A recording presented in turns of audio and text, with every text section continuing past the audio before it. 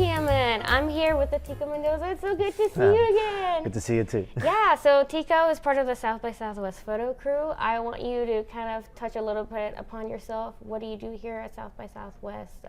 What is your profession? All right, so I've been part of the crew for 12 years now, 10 years? Mm-hmm. 11 years. Okay. And well, first I started doing what is called the photo crew, which is just assignments. You do specific assignments, mm-hmm. like cover a keynote or something like that. And in between those moments where there was nothing assigned, I would just find myself, capturing stuff that I like, and I find, like interesting moments. Mm-hmm. And there was the submissions for. To those photos, like daily submissions. So mm-hmm. I will submit my assignments on my personal time. Mm-hmm. I will just keep shooting and submit those. Mm-hmm. And time passed by, and they started noticing that, like, okay, he's doing stuff that is not actually an assignment. It's people doing other stuff, mm-hmm. Enjoying the festival. So after some years of doing just the photo crew, they form a crew that is called Atmosphere Team. And that Atmosphere Team is it's a small crew that only focus on getting the experience of the attendee. Mm-hmm. So it's not so much about getting a specific keynote or specifics, but it's like how are you experiencing the festival? And since I had been submitting those photos, mm-hmm. it was like, okay, let's call him into the Atmosphere Team. So I've been in the Atmosphere Team for 4 years now. Okay. Or 3, I forgot, but 3 or 4. So that's what I've been doing now. Just in that team, there's only 3 of us. Mm-hmm. In the other crew, there's 50. So this is like very selective people that focus on that specific thing, atmosphere. So tell me a little bit more about how your brain works with atmosphere. What draws you in? What's the, I guess, routine or mentality or mindset when going into these, I wouldn't say gigs, it's not like a specific keynote and stuff, but what is a good headspace to be at when taking atmospheric photos? There's multiple things when you're doing Atmosphere Team. First of all, the way I approach the scene, I basically start by searching a person, mm-hmm. It's, show diversity, show attitude, people to come to South by, they have energy, and so the way they're dressing. So whatever they're doing, I find my subjects that I'm doing, mm-hmm. and then when I do that, it's like, okay, what are they doing that they come and tell a story, and then I follow them, see what can they do. Maybe they give me something, maybe they're not, but it's basically the person in mm-hmm. the photo, what environment they're in and what they're doing, mm-hmm. and if it's gonna tell a story that is gonna, like somebody that doesn't know what South by is, it's like, oh, I missed that, I wanna be him, I wanna mm-hmm. be him next time. So it has multiple layers what you're looking for in a photo. Now, do you find that you're using usually the same lens or the same setting to get those compositions? Like, what are you thinking equipment-wise when you take those types of photos? When you're talking about equipment and making those photos, it depends about what the intimacy of the photo or the moment you want to capture. Mm-hmm. There's something that's up close that has to be closer to them. It's not too much about the environment, it's much about what they're doing. You're gonna go with something, more focused on the people, but it's about the environment they're in. You for sure want to include something wider. So it's like, oh yeah, this big activation, they have huge things going on, mm-hmm. and colors is like, then you're gonna with the wide. So it's a matter of where the action and what story you're gonna tell. It's like, oh yeah, I'm eating tacos, mm-hmm. And it's a taco, maybe it's right here, but if I'm eating tacos in a fire truck that is full of, Muppets, so you're gonna include that. So you have to, so it depends of what the story you want to tell. Talk a little bit about how the atmospheric crew differentiates from the photo crew. Are there any differences besides just size? Is the assignment or how to submit different, or is it just very similar to that photo crew? No, it's in a sense it's very different because you don't have any specific thing that you have to do. You have to go and roam around mm-hmm. all day just looking, searching for good moments, because there is nothing specific that you have to capture, mm-hmm. but you have the whole day, so you're like, your brain is always engaging, mm-hmm. looking. So that's one main thing, that a big difference is that. And then the other thing is it's also the attitude that you, when you're taking a photo, you are creating a moment, or you're capturing a moment, and also about the energy that you share to the person that gives you the ability to like make this moment with the energy that you bring. So that's gonna reflect in the photo that you take. So it's also the attitude that you have towards taking a photo or situation is gonna help enhance the photo. So it's also having a personality that will match and create those moments will help. So maybe if you're like more like for example, the lenses that I use, I have to be right here or right here. You know, I'm close to you or not too far. I barely use like a long lens because I have to be engaging with the person, eye contact, and they know me. So that's one thing, a quality that you need to have if you're gonna do this type of work, because engagement is key. You use only one camera body. Some photographers tend to use two. Why is that? Okay, so before I used to have two, but the environment that I was required to have like, a zoom and a wide, like quick. But this type of work that I do now is just like, I don't need to have two cameras. I can just switch the lenses. And so I decided to go with prime lenses. They allow me to, sharper images and more blurry backgrounds. So that's why I have too many lenses here. Yeah, I could get away with like a 24-70. Okay. I can do that, but I like to, stick with my prime lenses. One of the main ones I use is a 35 lens. This one is the one that allows me to be, I call it like be the fourth person on the group. Like if there's three people, you can be like right here. So I can capture a little bit the side of this person, the tree. So it's like a nice involvement of a small group when you're talking about people, because what I do involves a lot of people doing something. And if I want to include more of the environment of the same group, my go-to is a 20 millimeter. They'll be allowing me to have the same thing but wider. And if I want to have like a cleaner shot of just like focus like on the person, what they're doing, or like there's just happy people, smiling, a 50. It's a 51.2. It's a heavy lens, but the quality is, it's like super nice. I love it. So this one is good for also, it's a 50, a nifty 50, famous for being just capturing what you guys see. So I use this one a lot. So, and then for finalizing is the 85 millimeter if I need to close up. I used to have like a 70-100. It's too heavy, and I don't need to reach that far because I'm engaging with people. So I don't need a long lens than that. So whenever I have zoom, 85, and that's my combo. Another one that I have when I need to have more of a wider view, the 14-24. That's the one. I didn't bring it today. I'll change it. I change my setup throughout the week. Okay. Like maybe in 2 days I will. This is an interesting thing, because once you have your equipment, your eyes and your style is like set up, and it's good to mix it.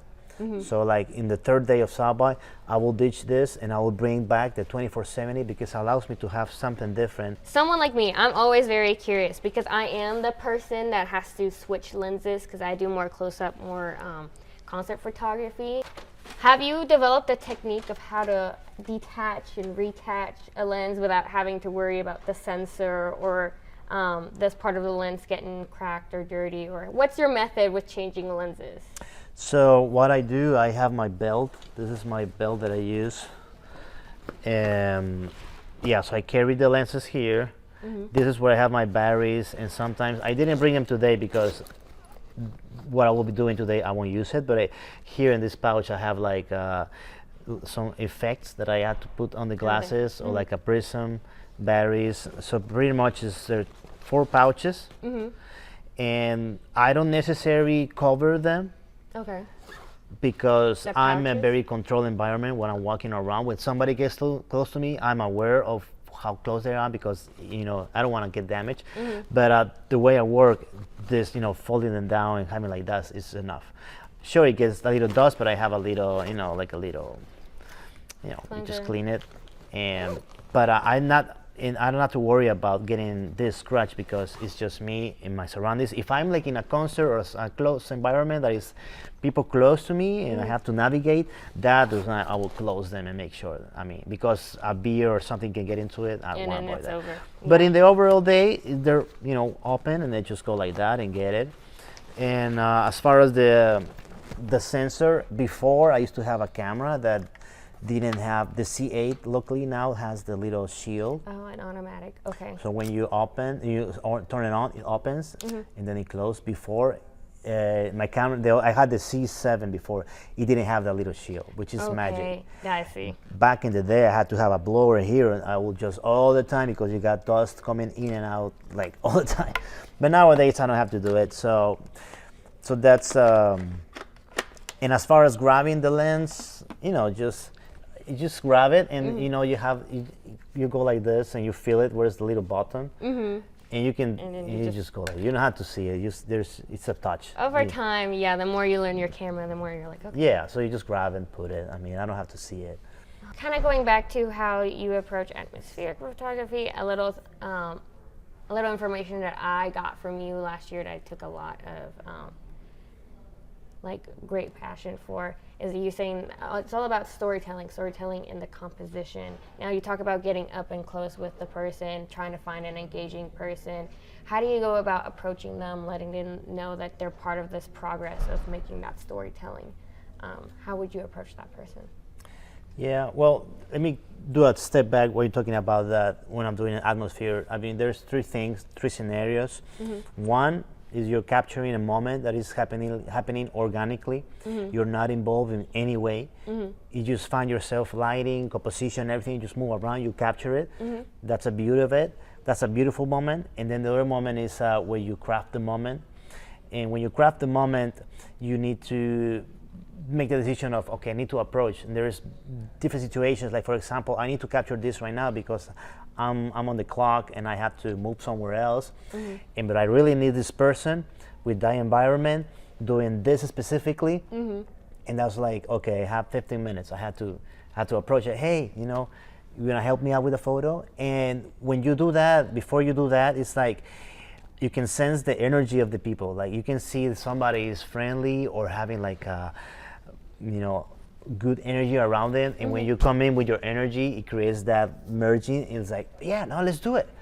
But before even approaching somebody, if I can see like they're like off somewhere else that we won't match, it's like I don't even bother. So it's like, but it depends. So you had to like sense what the person is giving to you just by being themselves.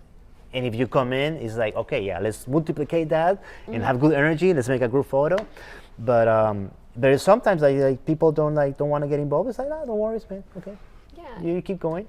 Are there any other ways you kind of craft the image? I know last year you told me a little bit about the cube, that you have this little arrow cube. Do you tend to craft images like that in order to create like merge, or how do you kind of? Well, that's different because when you're talking about the cube, we're talking about there's a cube for sub-by, but that's an object. I mean, and that's easy to place it and then use something that is in the environment. But when you're talking about crafting moments, let's say, for example, this is a clear example that I have is like I had like 15 minutes on this networking thing. Lighting was perfect. I had 3 subjects that were like on the spot. So you have like one in the middle looking at me, not me, but like clear face to the camera. The other ones were side to side, so you can have like a nice profile. Yeah. But they were talking on the wrong spot because like right now we have like the chair in there, but let's say right now there was a black wall, nothing interesting. So when you take a photo, all these elements needs to merge and making a great photo. I just need them to them because right next to the black wall was just a hallway, beautiful lighting, and they just needed to be 5 steps to the right. And I had the great subjects, but not the great background. I was like, I need this photo. At some point, I was like, hey guys, you look great. I like you where you're talking, but I need to, if you can move that way so I can take the photo over there and just keep doing what you're doing, I'll just take the photo, just move that way. And like, yeah, that will do it. So I give it some time just to, go back to to the conversation, and I'll just walk and it's like, boom, snap the photo to make it more natural. Yeah, so that's when you engage the person. And in other ones, there's like, I call it like hybrid. So I talk about organic moments. I talk about the one you crafted, and the one I call it organic is because something that happened, and you like. Sorry, I say organic. I said curated. You're talking about hybrid now. Hybrid, yeah, hybrid, which is a mix of two. So it's like you just missed the handshake for a moment. It's like, oh, I didn't make it on time. It's like, hey, do it again, shake hands. It's like you just get it. So they just did it, and you just I think to do it again. So that was like a hybrid because it's not fully organic. You didn't craft it. You just missed it. So that's when you like go like, okay. And usually, and also in South by, people are like, they have a good energy, so they just might well just do it again, yeah. And I just got it. Yeah. So everything was perfect. I just missed the moment.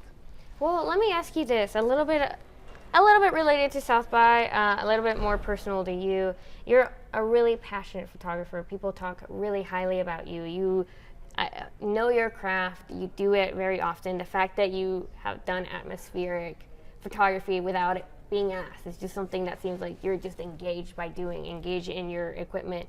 What makes photography so fascinating, and why do you love being a photographer? Well, so to tell you a bit about myself and my background, I went to school for graphic design. And I knew I wanted to go to graphic design younger because that was the closest thing that I could do, because growing up, drawing was my thing. I always been drawing, and like graphic design makes sense. So I went to a career of graphic design. I did it for like 12 years, working in advertising and making illustrations, all that involves graphic design. And photography was there on the side because my mom was a photographer, and she took classes, portrait classes, so there was a camera in the house. And I used to do a lot of outdoor activities with my friends, and I had like a little point and shoot, and I'll do photos of them. And that thing, I mean, so my brain works on visuals. I'm a visual person, so photography complemented, because when you're doing design, you craft your things in front of a screen. In photography, you do it in real life with 3D objects. You just move around and find the framing and the lighting. So there's all these elements that you can do in graphic design and do it in a real life environment. So it was another way to like find myself and express and capture and create something, because all of me was about creating. So I do. The reason I got into like event photography, started doing with my friends hiking, because we used to go like volcanoes, and he was working with a company that doing workshops for like corporate events, and they wanted somebody to take photos that was agile enough to go into volcanoes. Like, yeah, I can do it. And I was like, my first event was that, like going to that volcano, because it was a corporate retreat, and they needed a photographer. I did it, and that was my way into events through that project. So it was doing something that it was my passion. I didn't ever thought about doing corporate events, but that was like my way in. And after that, I started doing, that type of projects. But I've always been passionate about people, the faces. So I also portraits. I do a lot of portraits and headshots, and now more and more diving into like lifestyle shooting, which also related to atmosphere, because it's like different environments. But it's all that I like is capturing people doing stuff. Yeah, I don't know if that answered that question or where like. No, it talks a little bit about your background, kind of what fascinates you. From what I've gained, you love capturing stories. You love capturing people. That avenue through what you've done right now and how you're doing so far is usually through PR. I've seen you kind of take photos and headshots for award winners and stuff, but it really all comes down to telling the story and finding the frame for it. And so the fact that you're visually minded, and that there's always a composition in the head, whether it's through graphics, whether it's through art or photography, it's always about telling the story through those visuals. So it's really interesting about that. I didn't know about the volcano part. So. Oh yeah. And relation photography, event photography, sometimes it feels like it's the more serious aspect of photography. Like it's not as creative as other forms of photography, maybe like editorial. It's as creative or fine as art. You choose how to shoot it, you know. So you can have the plain shots, but like let's say I do like the shots that the people want and need for the corporate stuff, but then it was like when I'm done, okay, let's boost and let's make something more like creative, you know, more less corporate, more joyful, more experimental during those shots. So I will get behind stuff and I will just like once I get clear of those shots, like the normal shots, I'll always go in and start. That's why I have my little effects thing that I do, because you know, just that something, a little bit of spice to the photos. So you decide how to make the photos, and that's a style that then people are gonna start recognizing, and it's like, oh, you know, that I like that style. So it becomes something that you do. So get the shots that they want, and then get your shot to satisfy yourself, and then you blend them in. You do blend them, and that's your style. So again, you were talking about like just getting creative with it. You know, public relations, PR, event doesn't have to be just background, headshot. And so with that in mind, the excitement and stuff, how can you get future photographers excited? What can you tell them? What's some advice you would give to future photographers wanting to get in your field? So my field, this is what I do. I'll explain you what I do. So my main thing that I do is corporate events. Corporate events, I do them because mainly that's where they pay my bills. That's my main thing. After that, I do portraits and headshots, and then I do like I do projects with bands, because bands, they allow you to be very creative, and that's when I was like, and I do passion projects.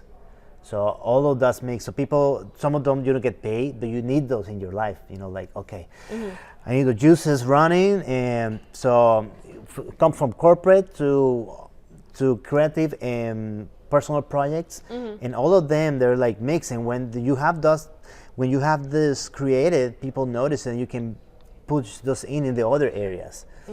So for people that are getting into photography, you can choose. I mean, there are different what do you call it, different areas you can do. But whatever you do, think about, you have to satisfy your need of creating something, because with a photo you're creating and capturing something. So yeah, you got that, but then also find something that will pay the bills, because you will need it. It's, as a freelance photographer, you always up and down, you know, but in your low times, you know, I use that time to, you know, I'm working on my website or something else, but it's like it's a lifestyle, you know. It's not like you're always full on. It's a heat. It's not a task. Yeah, no, it's something that you know, it just makes you feel good. So whatever you choose to do, just, you know, focus on that and always keep experimenting, keep learning, because I always like doing something new. Like this year, like I want to do something different than other years, because I have a formula that I know it works, and I have to avoid that and just do my other shots to keep evolving and keep growing. So I guess my advice to you is, if you're starting on it, you can start with your camera on your phone and just capture moments, and you see how you will be evolving through the years. And then you can later get a camera and you can choose what field there is, because there's plenty of fields for photography. It will be a matter of what actually you want to be. My personal choice is people. People like also like, you know, architecture, or like realtor, yeah. The realtor, architecture, landscape. Yeah, so that for me, that doesn't fulfill my as much as having people in front of my lens. For the people that are getting started, I have a specific moment that I had in my life that as a photographer, that I was thinking about what makes me a professional photographer or not. When do you cross that line? It could be either like, because you can have the knowledge, but you're doing something else, like having, like, before I was doing graphic design and also photography. And I was like, am I a professional photographer or not? Because I'm doing also graphic design, but at the end, it's not like what you call it. It's like the content that you create, that you present to the people. It's like, this is what I'm doing, and if people are gonna, you know, relate to it, it's gonna be, oh, that's great. And you just keep adding to it. It's gonna keep evolving. So you see my photos from years back, they have been evolving, and there are some good ones and there's some bad ones, but like right now it's like, oh, it's been growing. And I mean, No, I don't necessarily call. I mean, I didn't call myself a professional photographer before because I was doing two jobs, but I was already creating content that it was great, and I didn't trust in myself because I was like, people were saying me, the clients will tell me, you know, you should charge more. I didn't realize that I was actually like creating content that was valuable for others until like I made stop and it's like, okay, no, I'm good at it, so I can just like, you know, push it in and like raise my prices and promote myself. So when you're doing your craft, just keep pushing it and don't compare too much to yourself to other ones. Just compare to yourself how you're growing, and people are gonna relate to it and they're gonna notice you the way you're shooting stuff. You have to put value on yourself, and that's something that it took me some time to get to it. But it's like sometimes you do have to start like, you know, doing passion projects a lot just to create that content. But after some point, it's like, okay, no, now I can choose. Like for example, I can take a great shot of you, take it to you and give it to you for free. But if somebody else comes in and asks me, it's like, okay, no, Lal, it's different because you're approaching me so that we can negotiate. Yeah. So I learned this through, because I'm with a non-binary female DJ collective here in Austin. I learned that when you devalue yourself, you're devaluing your peers. Yeah. So if you're charging under, someone's going to take advantage of that. And if they don't want you for your services, they're going to try to undermine your peer as well. Absolutely. And I went through that thing. That's what I was telling you. It's like when clients started saying me, you should charge more. It was like I wasn't aware, like, okay, no, I'm in another bracket. I'm creating this content and it has value. And I'm able now to charge for that value. And it takes time to get there, but you'll get there if you keep doing it. I never had like a proper mentor until I joined South by Southwest. It was like on my 8th year that I met Aaron Rugison. You can check him out on Instagram. He's like, the way he approaches every scene, the way he sees, and the way his energy, it was a different way. And the way I realized how different he was shooting compared to my style, because as I said before, you have your lenses, you have an eye to those lenses, because these lenses, they have a certain view. If you don't change them, you don't have another view. And the thing that struck me one day is like we were sharing like, this is one thing that you can do if you're shooting with some peers in any event, and like, let me look at your camera. Let me see what you got. So when you have that, you're looking in the camera, looking at how they see and capture the world. And I was looking at his photos, and I was like blown away because I just never thought about that angle, never thought about that composition, and it's right in the moment because we are sharing the same space. And the beauty about South by Southwest is you can shoot it, and you can see somebody else's photos. It's like, oh, that's a nice solution. I'm gonna apply that or try to solve it, because there's like, you can call it problems. Like, how do you solve that problem? How do you solve that situation? So, looking the photos through his lens, through his camera, and one day I was like, I had a mental block. Yeah, I was crazy. I was like that. It was like the 4th day of South by. We were shooting together, but that was the first time I actually shared a camera and looking at the photos, and I just had a mental breakdown, like for real. I felt like I wasn't worth, that my lenses were not as cool, and like my content wasn't, because I just saw him. It was like, holy, what am I doing? So I went to the balcony, just like sit and just see the sunset. I just didn't shoot the rest of the day because I was like trying to, absorb what I was just experiencing. Like, how can I be in the same place and not even think about doing that? And later on, I was like, you know what? It's not about comparing yourself. It's about embracing what other people are seeing and how you can get and merge that into you. And you can make a better person of you when you have something that is like that visual, like representation, that this is how I see the world. You can see it right through my lens.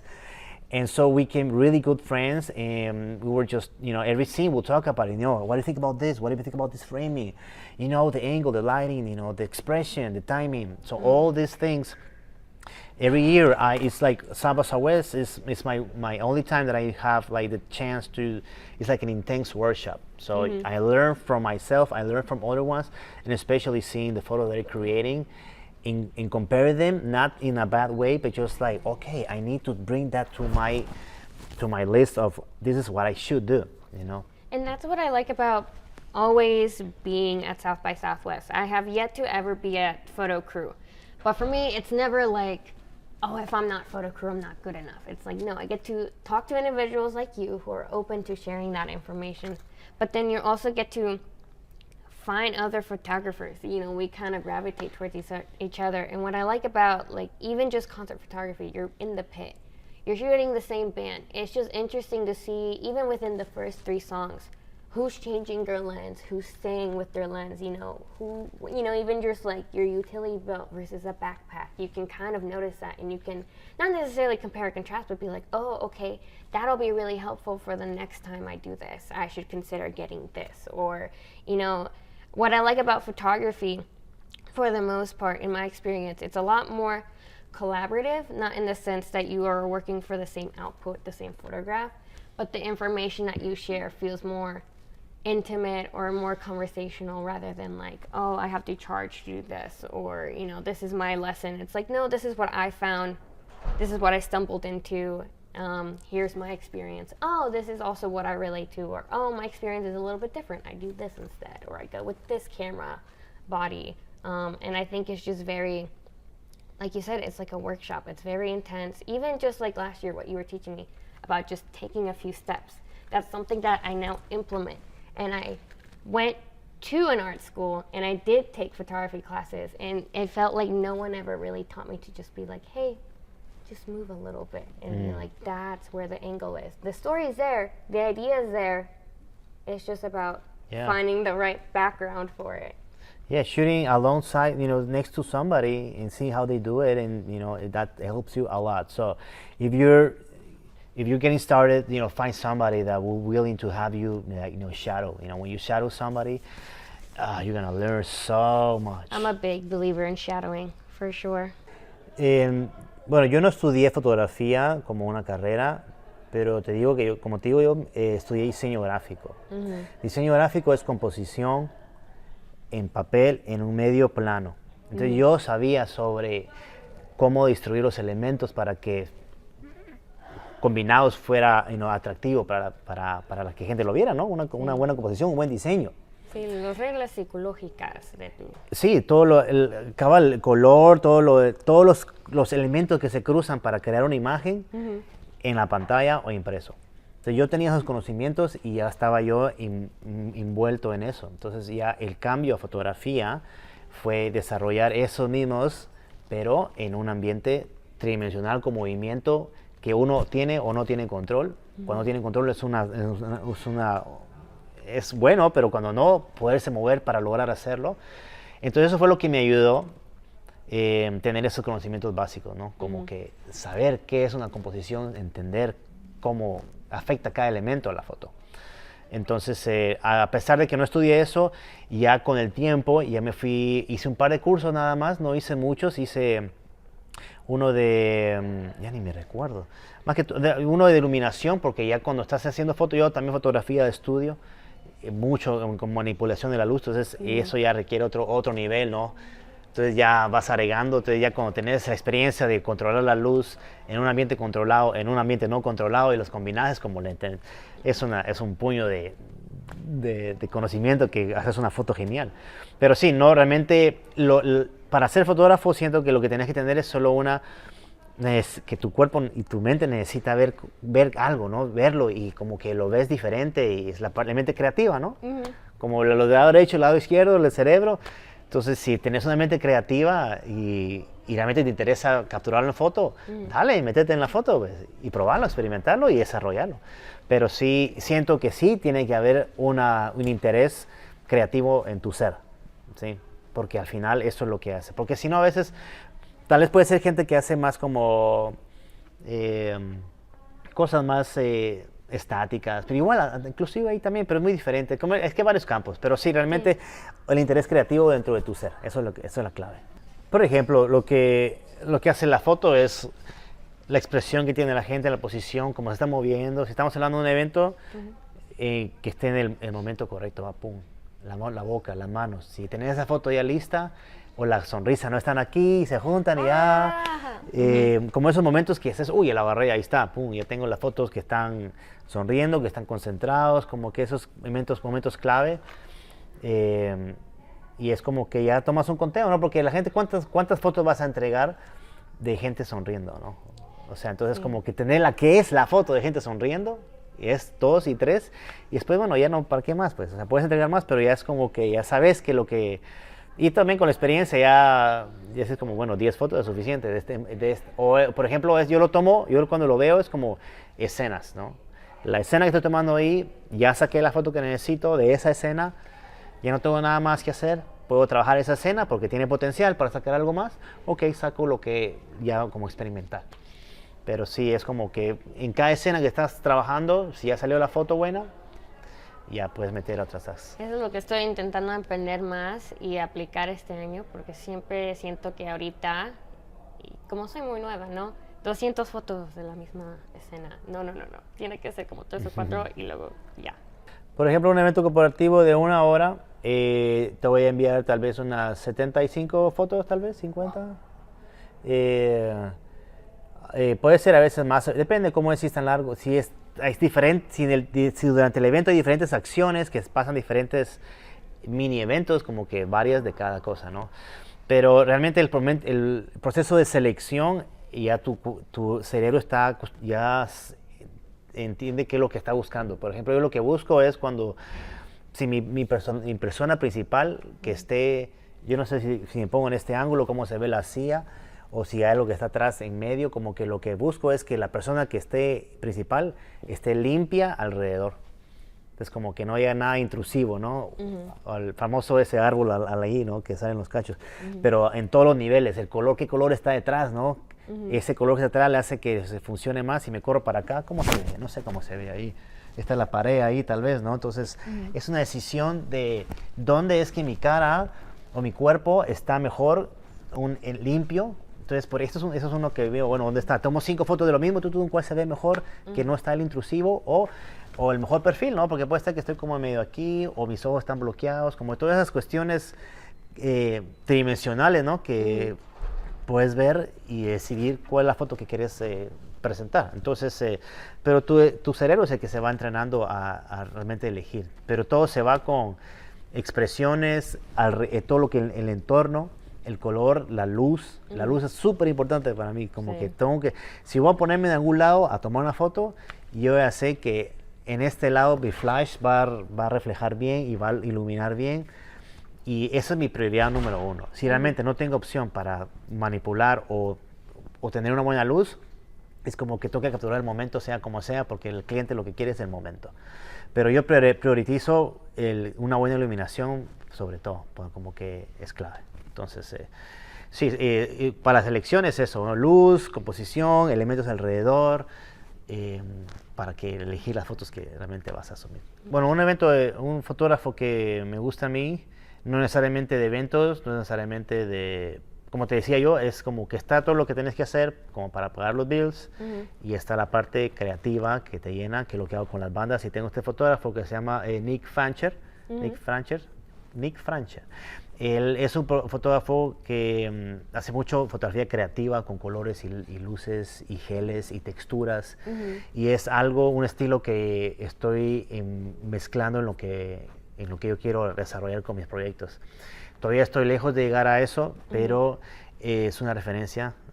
Ahí te lo puedo pasar después para que veas. Nick Francher, creo que se llama. Pero sí, él es como lo que es portraits de gente, pero con un toque creativo a full. Eso es lo que hace. Y es lo que satisface mi ser, ¿no? De la creatividad, y eso es una opción. Sí, porque la primera que ve en mi mente, yo digo a gente horse be horse, de Harper's Bazaar en las 30 y él usó color un poco antes que todos, pero como juega con la luz, con el high fashion, me gusta mucho cómo dibuja con luz. Es portativa, técnicamente es fashion, técnicamente es comercial, pero cada composición es como su propia cosa de arte. Es como, usa su luz como su canvas. Sí, este es contemporáneo, eso es de Sí, ahora. eso es de ahora, es de pero ahora. para mí, en mi mente, yo digo, ¿sabes qué? Yo no tomo tanto high fashion ni nada de eso, pero me gusta porque como interactúa con color, bueno, usa color, pero si no, porque yo no soy black and white. Cuando sí me gusta black and white, es más bien por la luz, por el value. Sí. Tico, para cerrar, ¿te ves en un museo, ves tu trabajo en un museo en algún momento de tu vida? He hecho ya una exposición, hice una exposición en un museo, hice una serie de fotos de plantas y junglas y como que bien orgánico, pero hice como el efecto de caleidoscopio, entonces duplicado 4 veces, entonces son fotos, eran muy inmersivas. Tuve una oportunidad de ir a una fábrica, a un warehouse y muchas máquinas, y entonces hice eso también ahí. Y las tuve, bueno, era una galería de arte, no era un museo, era una galería de arte esas, pero era muy abstracto, era algo muy como conceptual, pero con mi fotografía de personas, no sé si podría, no sé, creo que más me interesaría tal vez como un libro, más que en un museo, siento yo. Pero ahora que dices eso, por ejemplo, ya estoy en la posición en que ya tengo mucho conocimiento de iluminación, de composición y todo, entonces si estoy más cerca de llegar a hacer algo como museo, siento que ahora sería el momento. Todos los demás años ha sido solo para formarme y ahora como que ya siento que, ok, puedo seguir creciendo porque nunca se acaba, pero ya estoy bastante cómodo como para ya crear algo que es como que, bueno, pongámoslo tal vez en un museo. Pero, Claro, sí, sí. Bueno, es la experiencia, ¿no? Tico, muchísimas gracias. claro, espero que les funcione. Claro, Sí, un gusto. sí. Always. No, thank you. Milan, fantástico.